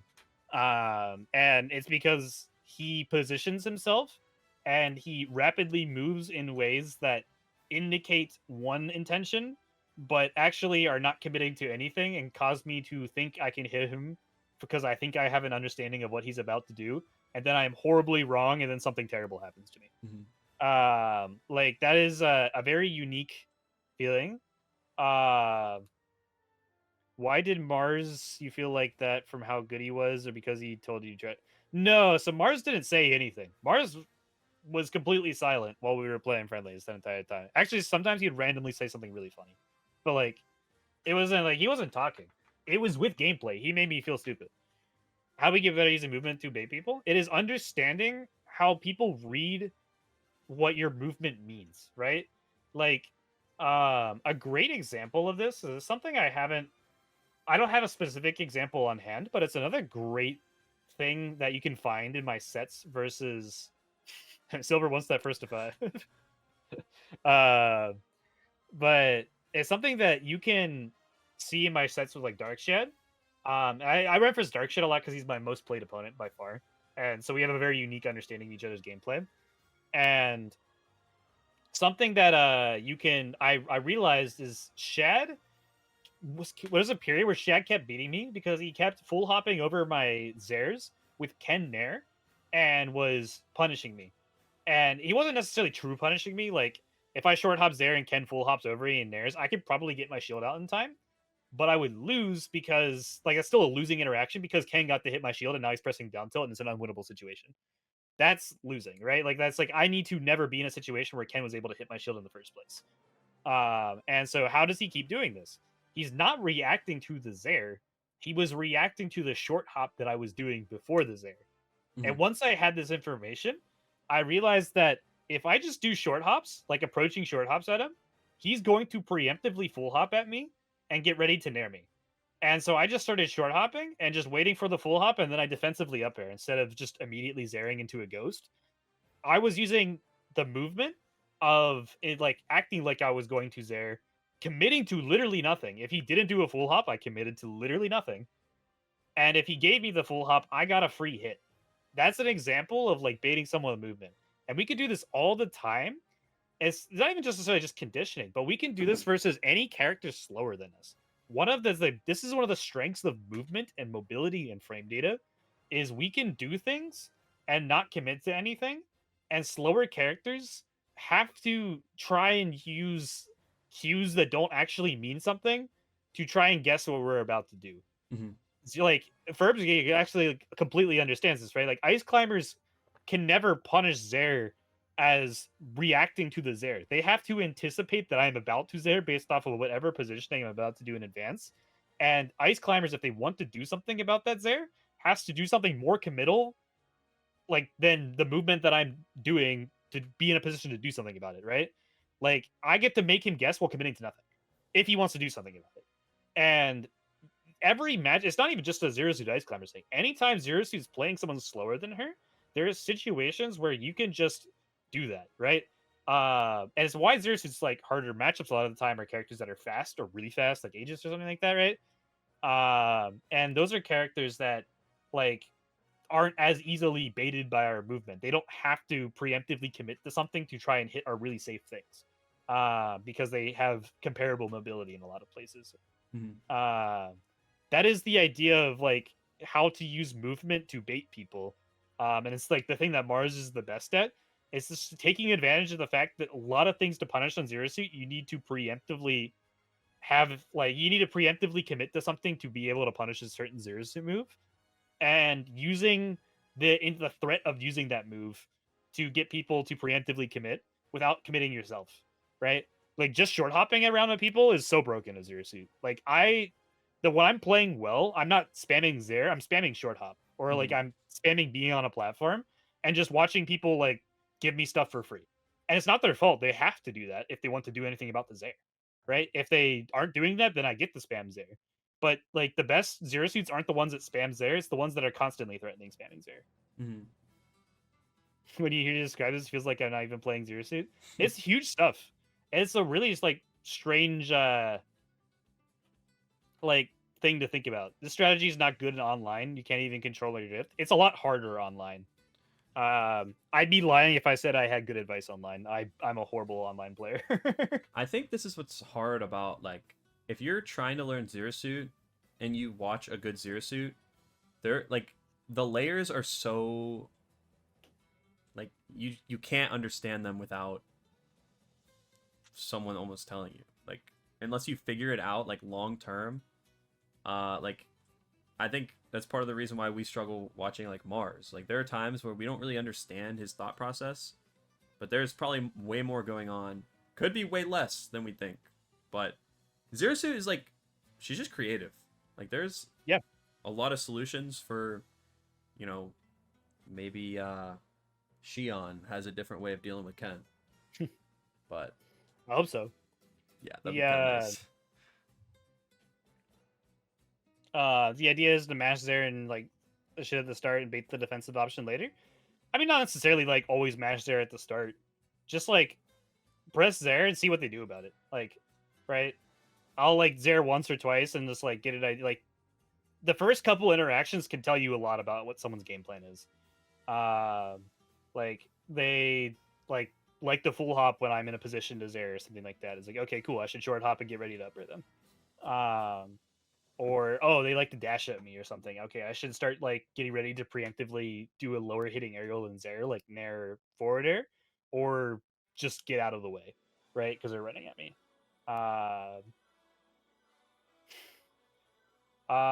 Say they parry Zair, we don't have to hit the shield. there's nothing saying, right? We can short up. We don't like have to. So he's there at like the beginning of the game. Do a safe there. Do one that they parry, they don't have any true punish on. Now, if they parry it, that tells you a lot, right? It tells you they're going to sit there and wait for you to hit their shield. And now you know for the rest of the game, you just don't hit that shield, right? You just wait. Or it tells you that they're flashing shield, and you can go for like other mix-ups occasionally, right? Like you can fish for that like landing fair 1, fair 2, and they might like drop shield on the fair 2. You can do empty lands, like right, like it gives you like mix-ups that you can play now because you know they're gonna try and parry you. But also you now know that you just like, okay, cool, they're just gonna try to parry me the whole game. I'm just not gonna hit it, right? Never play Mars Zero Suit. I feel like he kill you such stupid ways. I haven't played Mars in like 5 years, and I think I have a lot to. I've learned a lot since then. I'd be very curious to see how it goes. I think he'd still probably break my brain though. Honestly, I like would want it to happen just so I get inspired. I want him to break my brain. Is aggressive rush down Zero Suit viable, or should you take the bait and punish game? I think it is. I think it's probably the closest thing to that. But like, even when you're aggressive, you have to be smart about it. Like, Mango is an aggressive rushdown player in Melee, but he's also picking his fights really well. Like, no one is going to win in Smash by just picking a fight in every interaction and trying to like slam their controller through it. Like, you cannot be right every single time. You just have to be really good at finding the interactions where you're going to have the highest percentage of being right and playing them over and over again. And the difference between a successful rushdown player and a successful like bait and punish player is like someone who's like more heavily on the bait and punish side of things is probably going to play like only interactions where he has like a 95% chance of winning or something like that. Maybe more like 80% chance of winning or something like that. They're only going to play interactions like that. Whereas someone rushdown is probably more willing to play somewhere around like 65% winning interactions or something like that, right? But maybe they're a lot like more confident in their decision making and they win those interactions more. And they're going to struggle and do better versus certain things. The Campier Zero Suits are going to do a lot better versus Kazuya. The Rushdown Zero Suits are probably going to do a lot better versus owners. And so there's like trade-offs. Like I'm a lot better versus owners than I am versus like one button touch of death characters. I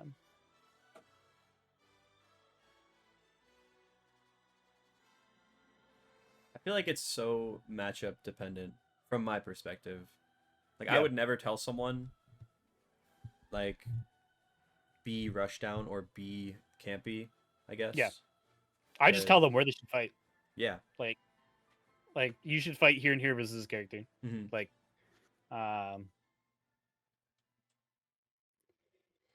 you get trades against fair. I mean, you can like bait it out, force him to go low. You can use there. Yeah, there's not bad. Like it depends, like where they're at, I guess. you want to try to hit him as far out as possible, so that it is as difficult as possible for him to be able to go low and up B. Once he is in a position where he can go low and up B to the ledge, there's not a lot you can do about it. Unless you're like able to trade stocks to down air, but even that's like not always reliable. But you want to, before that, try to keep pushing him out as far as possible by any means. Does Shield beat Zero Suit? My answer to that is Shield does not beat Zero Suit. It is just a complicated. It's something that she has to work harder to beat than other characters, or something that she has to avoid dealing with, and she has the tools to avoid dealing with. You got 20 ads. So, Mav, since I saw about like being campy, I think when you're being campy, you need to have a plan of why you're doing it, like an intention behind it. Like, are you trying to like bait something out? Because you're gonna have to hit them to win. That's like the important thing. But it's very, like, you know, you got to know the situation and like, is it worth being campy, or are you doing what I did when my solution was to run away the whole time? I never learned how to fight anyone. Luckily, I had Doorstop. Doorstop was like, I'm determined. Yeah, you. Like, I was the exact opposite as you starting with Zero Suit. Like, I did not want to interact with Shield. I didn't want to commit to anything. But you have to learn how to deal with those interactions to beat players that, you know, you can't just camp everyone. I think I think you and me started in opposite ends of the camp, and as we have known each other for longer and also gotten better at the game, I think we have both steadily started meeting each other more in the middle. Mm. I still definitely think we're both on one side of the spectrum, Yeah. but like I think we're a lot closer to each other than we both started. Mm-hmm. There was a period where I was that zero suit that was fighting you every single time, and there is that period where I'd be like crying watching you. He's like, "That was a free hit, Andrew. Please Yeah. take it, please." I needed you to tell me that stuff though, and I'm like edge guarding people now. I mean, I feel like I kind of was before, but I'm like hitting stuff now. I'm going for player reads and call outs, and I have an advantage state. Aren't you proud of me? Yes, you do. I've noticed. I'm like, oh my gosh, Andrew actually kills people when he hits them now. This is crazy. I actually don't think you were ever bad at killing people. I think that's actually one of the reasons why you were like still very good. I didn't kill people at like 50. Yeah, you didn't like do the criminal stuff that I did. I Like over-respected people. Yeah. I like do evil things.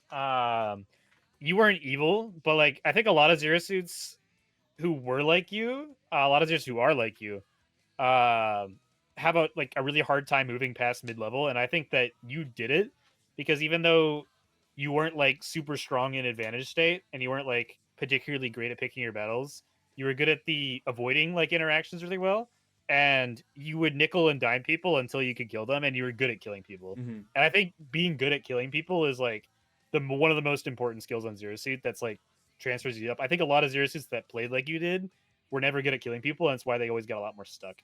Yeah, I think I was so okay with nickel and diming people, and it's like, yeah, I still have it, but it's like way less like I have to consciously think like, okay, I'm gonna do this now instead of like my whole game plan is I'm gonna run up, I'm gonna F tilt, and I'm gonna run away. yeah. What power level is Andrew then? For example, there's people that play the Steve matchup campy. I think there's a couple matchups like, who else? Like you can't play it the same the whole time, and I think that's how Steve is. I actually think that I've heard a lot of different opinions on it. I think I'm probably one of the more successful zero suits against Steve. I think I fight Steve more than I should, like as I fight everyone more than I should. But I actually think the answer is pretty close to what I do, which is you should always be threatening Steve. You should at no point ever be passive against him, but you should also like never be in his face. Like the reason why Xerxes is really strong in that matchup is because he can short hop at like max air distance, and Steve can't mine. Who's Andrew? AndrewT is wait, you number G. 3 in Ohio right now? I'm not ranked in Ohio right now. Oh, you're unranked at the moment. Unranked. You previously were number 3 in Ohio as a like the most recent PR since then. Who are you? Who are you? Who is me? Who is this guy? Crazy. I am Doorstop. I am a professional VGC player. Yep. Who goes 2-2 at Pokemon locals. You know, I'm not gonna lie, I was not expecting that. I was not, no. But he's the GOAT. This guy's the GOAT. I am currently ranked number 1 in Ohio. I have a lot of really, really good wins. Players like Ned, Mudace. I think I was almost ranked in North on Lumarank. I was top 100 North America on Lumarank, the most recent one. I probably won't be again because I've been kind of inactive, but I'm clipping yes, that, by the way. That's going on I'm Twitter. Doorstop. Guys, I'm Doorstop. There's what's good? It has been a minute. Must be if you don't recognize me. Maybe it's before I had facial hair. But that's crazy. It's been so long since I've gotten Who Are You'd. That's funny though. I kind of like miss when people didn't know who I was. Tell me you have a competent ZSS guide and not an amateur one. That's why we're here. That's what we're doing right now. This is basically the Zero Suit guide. I have a video on the Fear YouTube channel where I give out 3 tips for Zero Suit. And I get a lot of really positive reviews on that. It's not like, I wouldn't say it's like particularly advanced stuff. It's like more like, it's a 10-minute video on 3 tips. So it's like decently explained concepts, but currently the best Zero Suit player in the world. Frankly, Mars could be, it's a joke because Mars named his guy to amateur. Oh, gotcha. Yeah, that's really funny. Frankly, Mars could be like 1 foot in the grave, missing multiple limbs, and hasn't gone to a tournament in 5 years because he's been doing YouTube content, and the radiation from his stream lights has like worn off all of his skin, and he's probably still better than me. I can't lie. Like, the 3 tips obviously, that's really good. I'm really happy to hear that. I get a lot, like, that video did really well. It's probably, I think it's the most viewed video on the Fear channel. If you haven't seen it, check it out. Link's right there. It is, and I've heard really great things about it. Which, like, that makes me really happy. I hear about it a lot. I think I could beat Mars. I don't think that makes me better than him though. I think I'm really good at the Ditto. Because I lived with this guy for, hold on. Are you like, I think you're this way. I feel like I tried like every style I could against you. So like you got a taste of everything, and like for some reason my punish game was like especially good against you. There was a period where it was like, I feel like you always hit the down smashes way better. Oh my gosh, that was like if there's one thing I'm the best at in the world, your down smash 2 frames are so much better than framing. I used to be. I'm not like that anymore. Kind of. We still live in the same house. We do not. Not anymore. I moved out about a year ago. Who knows what'll happen though? Who knows? Maybe Andrew will move down here and, you know, we'll run a house together as opposed to me going back to Youngstown. But we'll see what Scarlett says. I need have to ask what Scarlett says. Hold on. If you got hold on. Talk about something random Zero Suit real quick. Something random Zero Suit right now? Top 5 Zero Suits. Top 5 Zero Suits. Shoot, I don't know, man. Mars, obviously. Like, not close. The worst mistake you can make. I've been to Youngstown. It's not terrible. It's not great. There's not a lot going on there. All right, so the NA ones are Mishu, Sharp. There's Opsign 2. I think those are probably, like, the top 5 NA ones.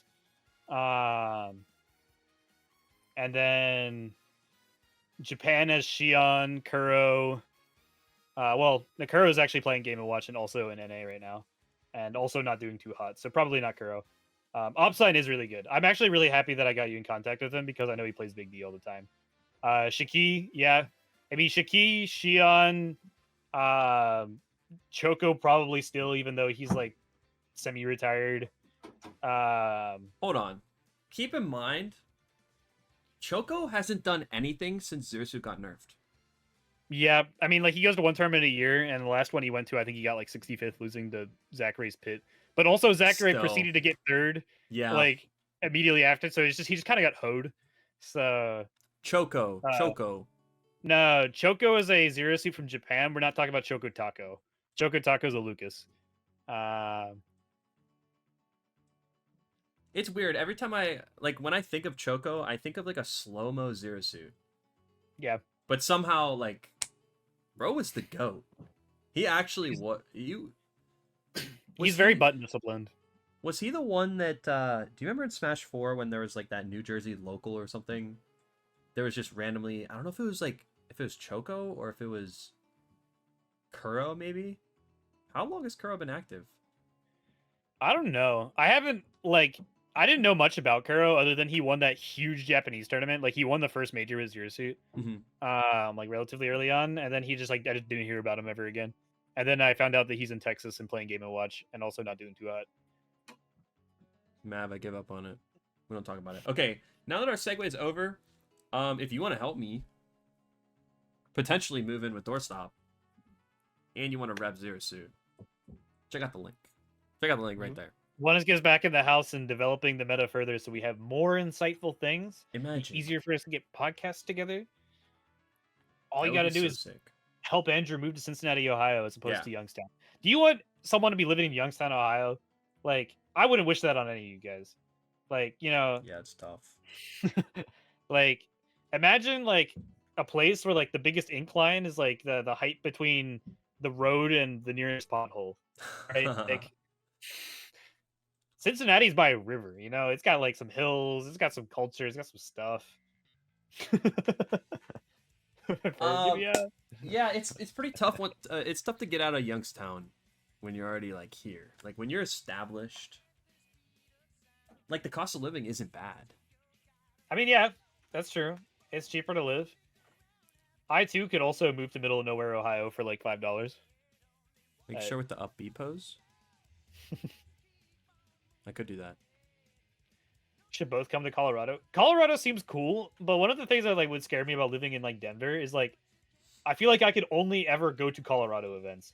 Like, what's the nearest city to Denver that has like Smash events? Like, it's just Denver, and then you're gone. You got nothing for like, like Shu tells me like going to like Texas, and you're like, yeah, I drove like 12 hours for this. You're like, no shot. Like Cincinnati, like Columbus has events, Louisville has events, Nashville has events, Pittsburgh has events, Detroit has events, Cleveland has events, Chicago has events, Indianapolis has events. It's all somewhere between 2 and 4 hours. Like, that's a lot of places you can go, a lot of different scenes that you can hit within like a 4-hour drive. Mm-hmm. And like you can go further for like you can go to the Eastern Seaboard in like 8 hours if you were like really crazy, right? Like, as opposed to like you have to like drive 8 hours to get out of Colorado. Which is like that's tough. Mm. I know it looks really pretty though. I've always wanted to visit. I had some family that live out there. Is Shu gonna fly us out? Remember after the last stream? I know she's like interested in getting us there. I don't know if they got the funds for that, and I wouldn't blame her. But if she wanted to do that, that'd be pretty cool. Imagine having like just a ton of good Zero Suits at a local. Yeah, just like all three of us. There was the one Texas local that me and Shu went to, who was one of the pre-locals for LTC. But I don't think there was another Zero Suit. I think it was just me and Shu. Mm-hmm. But yeah, I don't know. Get Sharp, honestly. We need to help. Like, I bet Sharp would be so down to move in with us too. Oh yeah. Wait, is he one of those elite Smash streamers? I think he probably is. Like, I know he does Ironmans and gets really mad. Okay, yeah. No, he'll just like hop into like one of our calls randomly sometimes and just be like, "This is it, man. I'm not strong enough to do another one. Never again." Why would? And then he's gonna be back the next. Well, we got through our topic of if Shields beat Zero Suit. We have our answer. Okay, give me the power level. No, but it's complicated. This would be my final answer. Would love to be in a ZSS crew battle.